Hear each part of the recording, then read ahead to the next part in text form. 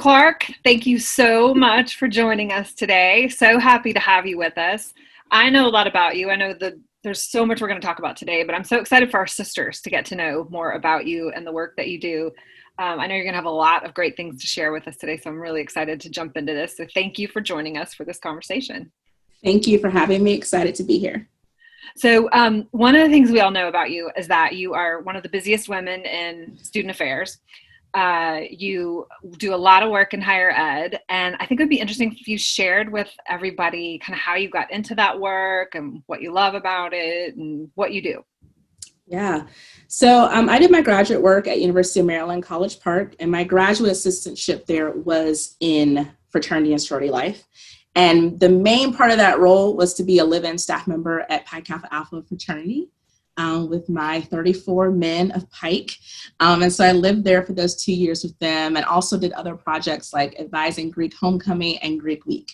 And so it's important to understand that I was unaffiliated when that work started. Right. You know, I rolled into student affairs as just, and I think this is a very cliche story for anyone in student affairs, I was just a very involved student leader. I loved college, didn't want to leave, and needed to figure out. I may have resembled that remark at some point in time in my life. Right. Many. And, you know, had to figure out a way to sort of get paid to stay there because I could not afford to keep paying to be there. And so I went to graduate school to figure out how to be one of those people that it really helped me as a first generation college student make my way through college. And so I went and took on this job of being a student affairs residential fellow in Greek life without having any fraternity or sorority experience whatsoever. But I did have residential experience at the time and did that for 2 years, became very intrigued by the work, very interested in it, saw that it was very challenging and there was a lot of work to be done. And so when it was time to find my first job postgraduate school, I had the opportunity to go work at Duke University in Durham, North Carolina. Served 4 years there as the program coordinator of fraternity and sorority life, primarily as the Panhellenic advisor.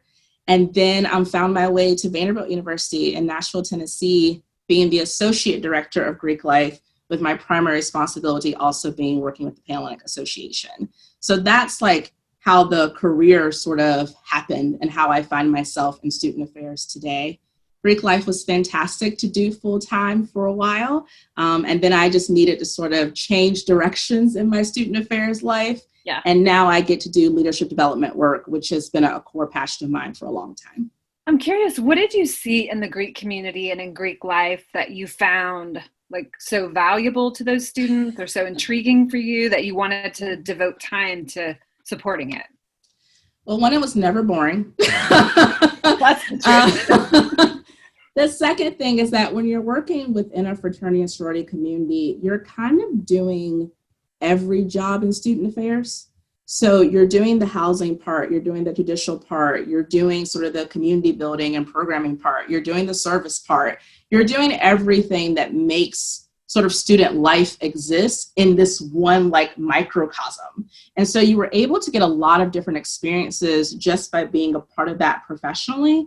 And I also feel like the students being a part of those organizations, they were able to have sort of a variety of experiences within that one organization that I think differs than other student organizations on campus. But certainly the relationships that they were building, you know, being an officer in a fraternity or sorority, it's a big job.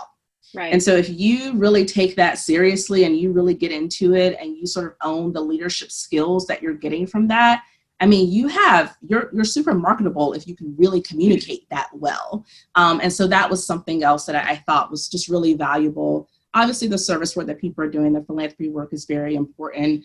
But, you know, I found myself having some really deep conversations with those men while living with them. And I know people are always like, you should write a book. And I would never do that because I care deeply about those men and still know them. And for me, it was just about those moments where we had some really real conversations with each other. And I could see them growing with each other in that environment. Cool. So let's shift a little bit to Tri Delta now. Yeah. You do have an interesting journey of how you ended up in our sisterhood. Why don't you first talk about your undergrad experience at William and Mary and sort of the navigating the decision of whether or not to join a sorority there? Yeah, so went to College of William and Mary in Williamsburg, Virginia. It's about an hour away from my hometown, and loved my entire 4 years there. Like, it was the perfect place for me. Like I said, I'm a first generation college student. No one in my family belongs to any Greek lettered organization, like no one. So I didn't have that sort of cultural capital of understanding what that meant or what that looked like or how to do that. None of that happened. There were no legacies, nothing of that nature. And so I went into college pretty open-minded, about where I would join up or if I would do it at all. And I remember Ann Arsenault still works there. She's a director of student leadership development now, but back then she was a director of Greek life. And I wrote Ann an email when I was, I guess, 17 years old, because at that point they sent you a bunch of literature in the mail, right? So I got sort of like the Greek guide in the mail. Right. And I was looking through it and I wrote her and I honestly asked her point blank, do these organizations allow Black women? Like, that was my question. And it was a very nice email, but now I think, wow, I really had some guts when I was 17 to like email this adult and say like, what is going on here, Okay. And I think I even listed the ones that I wanted to join, like, you're 17, like you're just, whatever. That's great. Though. And she wrote back a really nice email, that was like, yes, everyone's welcoming. We'd love for you to join, a great email. And so when I arrived at campus, I signed up for Panhellenic recruitment. And I paid my fee and I filled out my form and was assigned to, I guess maybe they were Rho Gammas back then, something like that. Mm-hmm. And went to my first Rho Gamma meeting, met my group, and realized very quickly that I was out of my depth, like that I had stepped into something that was super far away from my lived experience and my perspective. And I think that was in things that are superficial, but unfortunately deemed important sometimes in the sorority experience, especially recruitment. I didn't have the clothes. Like, I didn't have the clothes that everyone was wearing. Like, I didn't know who Lily Pulitzer was. I did not have a Vera Bradley bag. The collar on my polo was not popped. Like, none of that was happening. And so when they sort of listed out what you were supposed to wear every day, I was like, I have Timberland boots and I have like oversized Nautica and Tommy Hilfiger and I have some American Eagle. I don't have all these things that you're asking me to wear. Like, so each day of recruitment, they wanted you to wear certain clothes. Right. They sort of put out like, here's what you wear. You wear your snappy casual and your sundress and your pearls. And, at the time, everyone had on Lily. And I was like, what is this? And so I immediately thought, okay, something's not working for me here. Yeah. And then, it was once I found out how much it cost, I was like, whew, okay, how am I going to ask my family for this money? Right? Because I come from a single parent family, a lower middle class socioeconomic status. And, we had already sort of put all of our resources towards just getting me there. Right. So to ask them for now hundreds, if not thousands of more dollars for an organization, I was like, whew, we'll see how can I have this conversation? I was the only woman of color in my Rho Gamma group. And then the school had sort of made a decision, I guess, and now that I work in higher ed, I understand how we can work in silos and not communicate well. So the school had decided to plan, it was Black Student Alumni Day, and it was at the same time as the first round of formal recruitment. So in doing that, you kind of had to choose, am I going to go and be with my Black peers at this programming for Black students, or am I going to go through the first round of recruitment? You couldn't do both effectively. You couldn't. And, I reached out to my Rho Gamma and she was pretty ill-equipped to have that conversation with me. So I was like, well, what am I supposed to do? Because then I'm sort of wrestling with my identities, right? I'm 17 years old. I'm wrestling with my identities. I'm not sure which way to go. What's going to be the consequences if I choose one over the other? Am I ever going to be able to go through sorority recruitment again? Well, they say it's harder once you get older. Am I going to alienate my Black peers by not going to this event because all of us were going? So you start wrestling. And I didn't really feel at the time that there was anyone who was able to help me make that decision. And so I think I kind of freaked her out. And eventually I just decided, she said to me, like, we can put you on a special schedule. And I said, you know what? I stick out like a sore thumb already. I can't show up late or leave early. Like, I can't add that to the mix. And so I just dropped out, which I think relieved her, because I think she was like, I don't know what to do with this. And I went to, Black Student Alumni Day or whatever the event was, and did not go Panhellenic in undergrad. You know what I found so interesting about all that is it wasn't just one thing, and it wasn't all based on race, or it was like so many things from so many different directions were coming at you.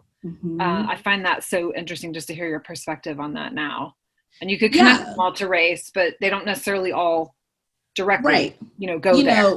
It was class identity, right? It was, a lot of that is impacted because I am a first generation student. So no one can help me navigate it. I didn't have any letters of recommendation. I didn't know any women that were in NPC organizations when I was growing up. So all those things really affected, the training of the leaders who are in charge of the recruitment process. Like, your ROGAM was like your touch point, right?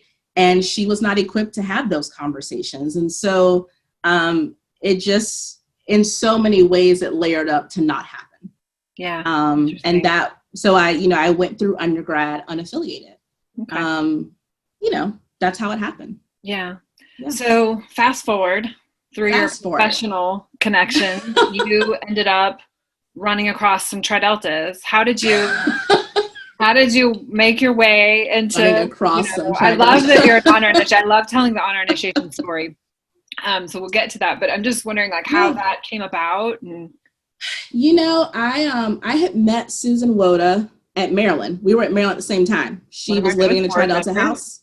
Huh? What'd you say? One of our newest board members. Yes, absolutely. Yeah. So we met at Maryland, and then I went on to obviously work at Duke and became very involved in the Association of Fraternity and Sorority Advisors.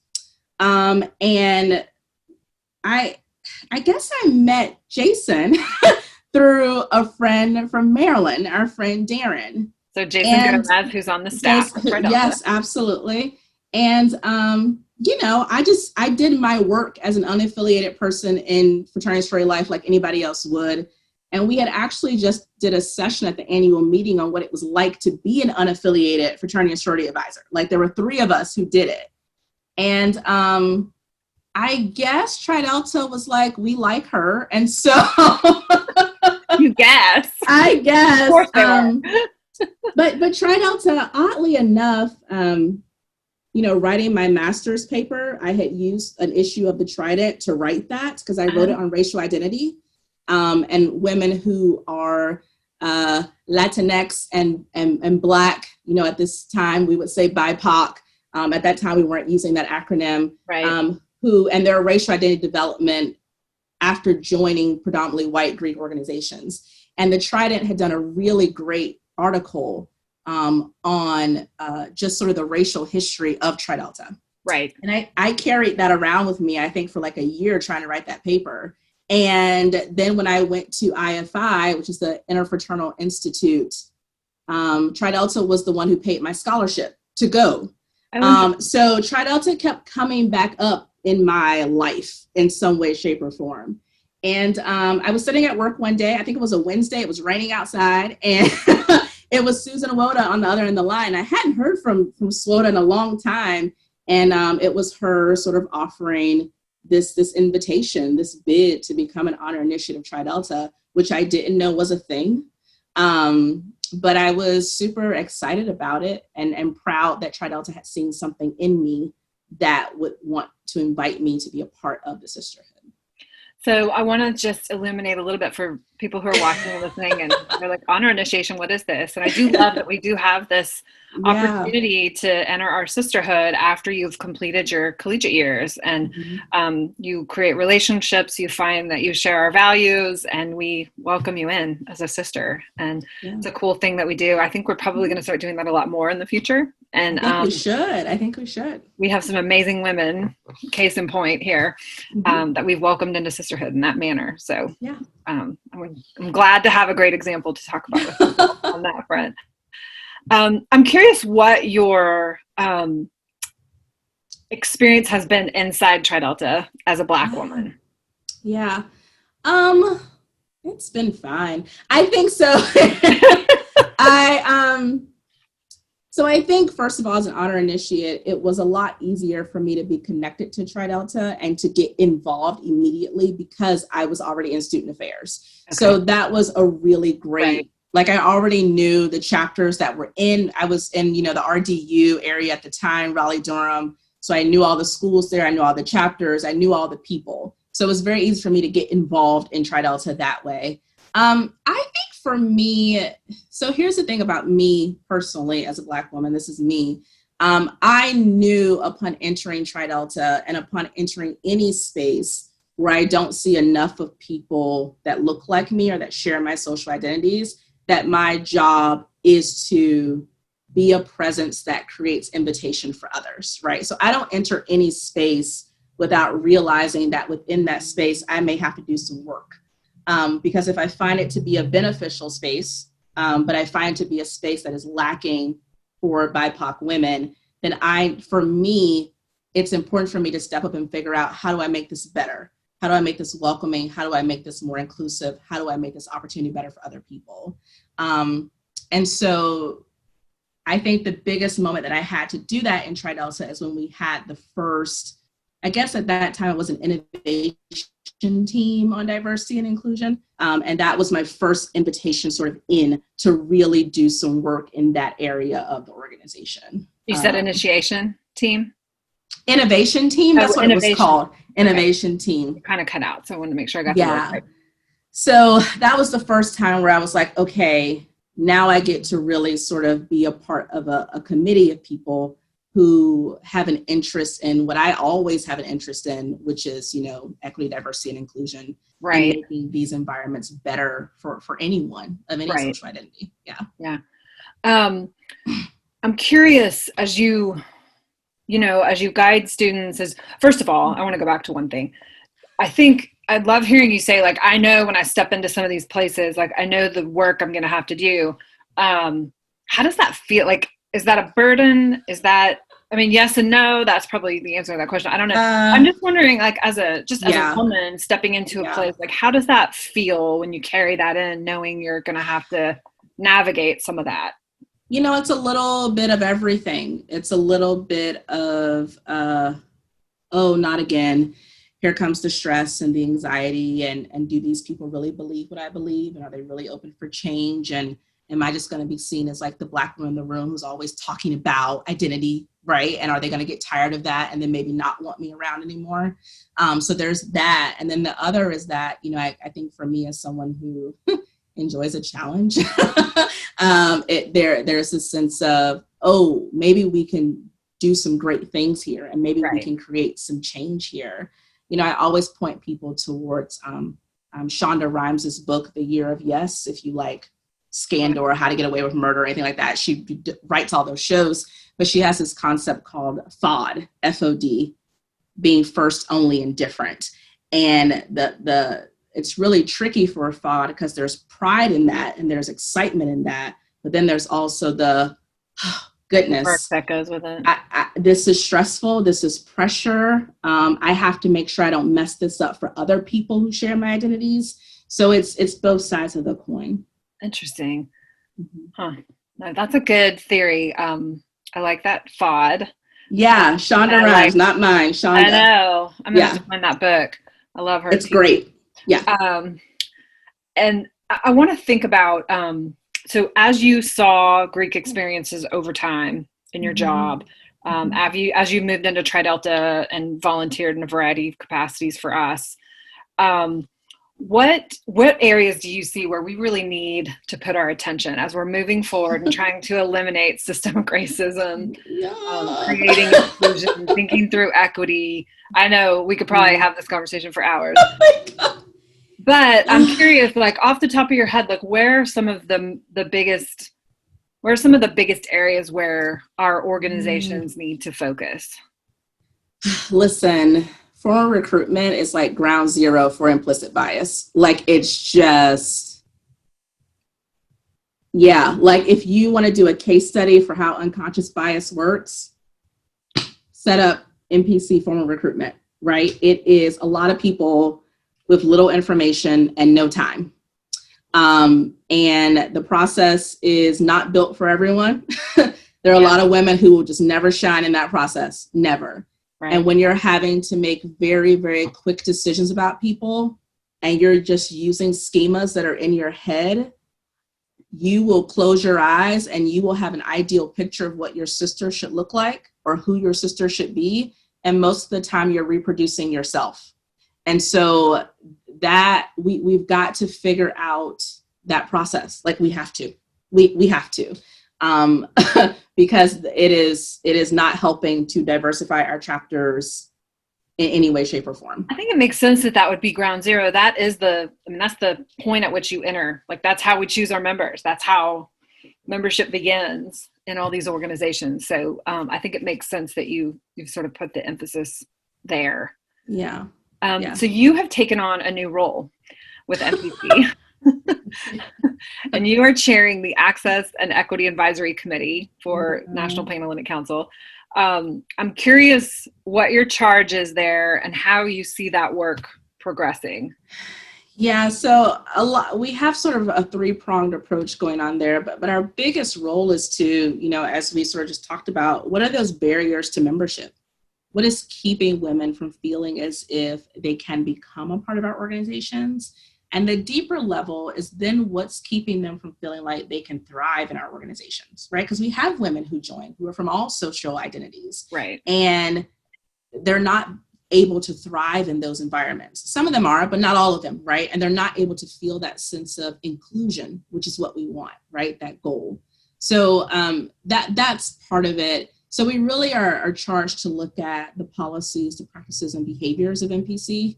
That MPC has as far as, our unanimous agreements, but also helping our member organizations understand what there could be about their policies and practices and procedures that could be creating those barriers. We also need to look at, what is the staffing and volunteer structure for our MPC organizations?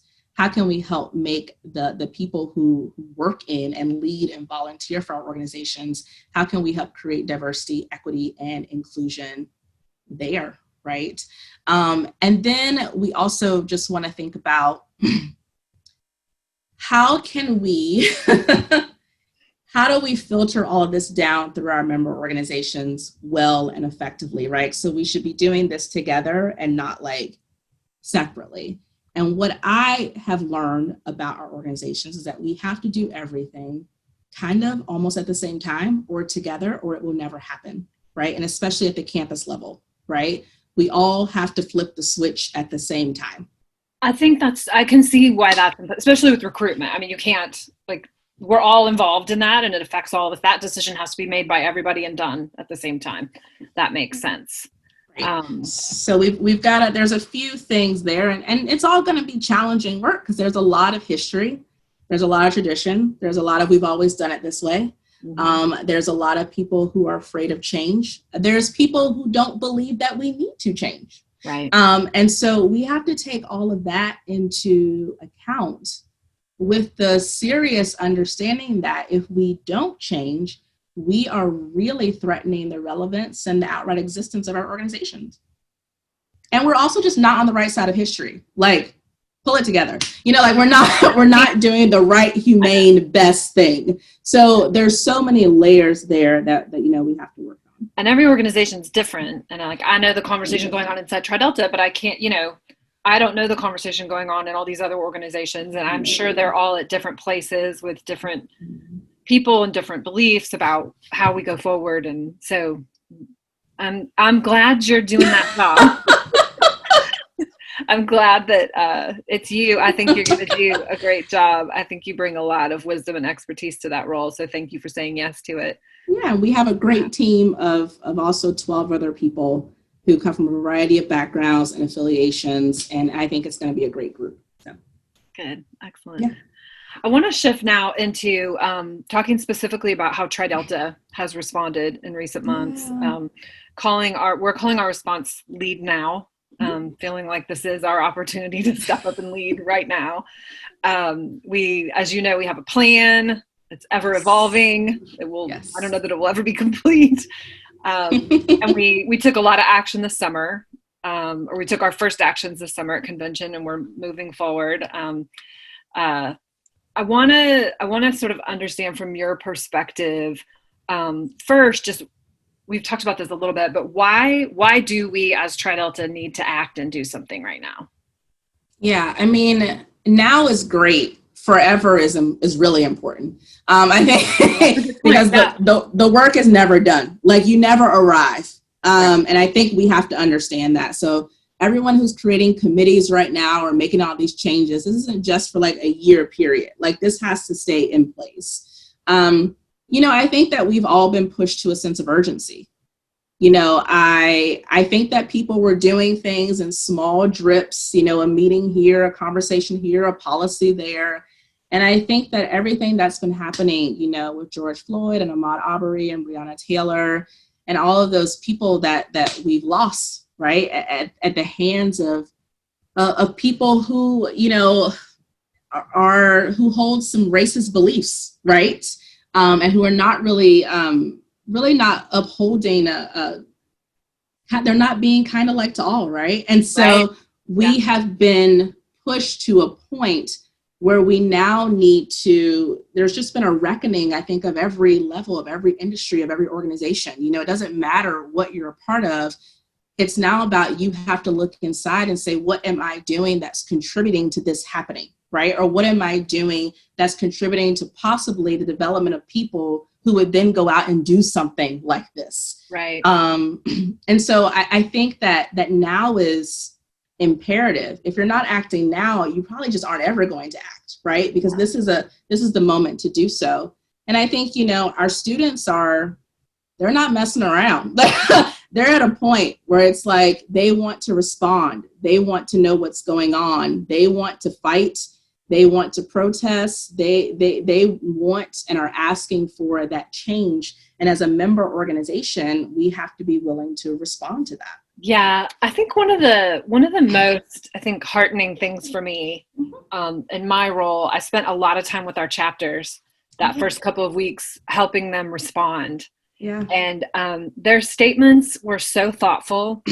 And there was never a question. They just knew they were going to take action and say something, and they just needed someone to help them get it over the line and get it out. Right. Of course. And I mean, part of me just felt better about how we, the world in general at that time, because these younger people that are in our midst, in our sisterhood, and in lots of organizations, of course, really do. I think they're in the right place mentally. They're thinking the right way. They're, there's a lot of energy there. You saw it at our convention. So many of these young women stepping up and absolutely speaking out, which was really great to see. I'm so proud of so many of them.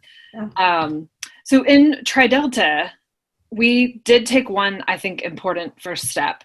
And that is, we made the decision to expand our board, our executive board, and add 2 sisters of color. And so Tycely Williams and Emily Greer have now been named and are on the board. For you, I know that's one thing, and I know that's not the solution to everything, but can you talk a little bit about how important that kind of representation is? Yeah. I mean, I think something that you'll hear, I would say throughout any sort of marginalized or minoritized community is the saying that representation matters, right? It matters that you have people there who are able to represent your particular social identity or identities.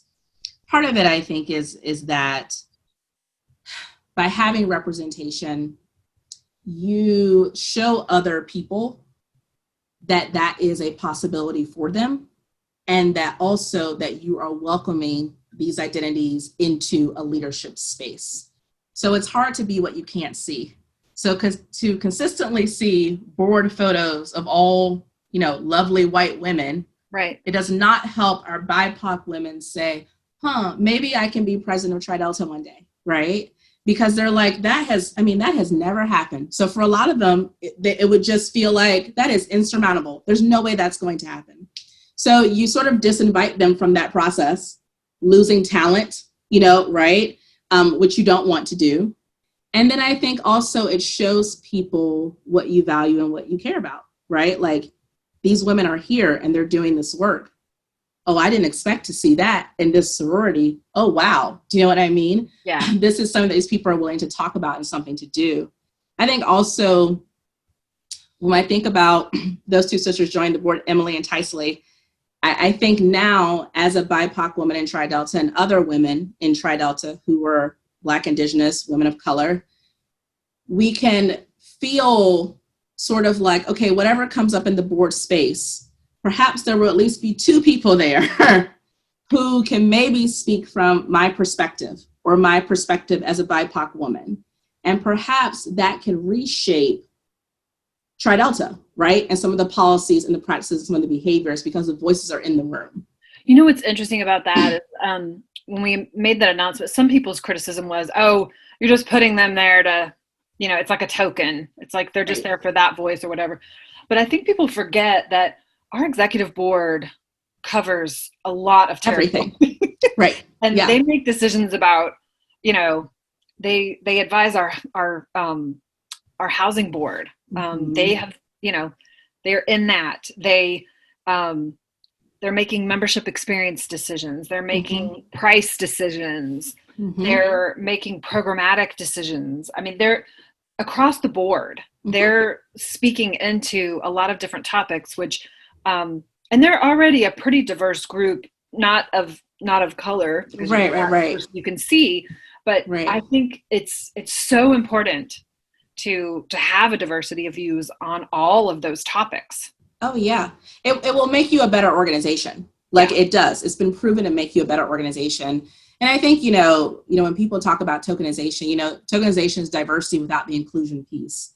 The fact that these women are included as full members of the board, they're not some sort of like ad hoc, alone in a corner. Here's Emily and Tysley, and here's the rest of the board. Right. They're a part of all the conversations, right? And they are treated as full board members, right? And so I think it's important that people do know that. And they are ridiculously qualified, like Thank you crazy qualified to run this whole ship if need be. And people also need to know that. I've known Tysley for a few years now.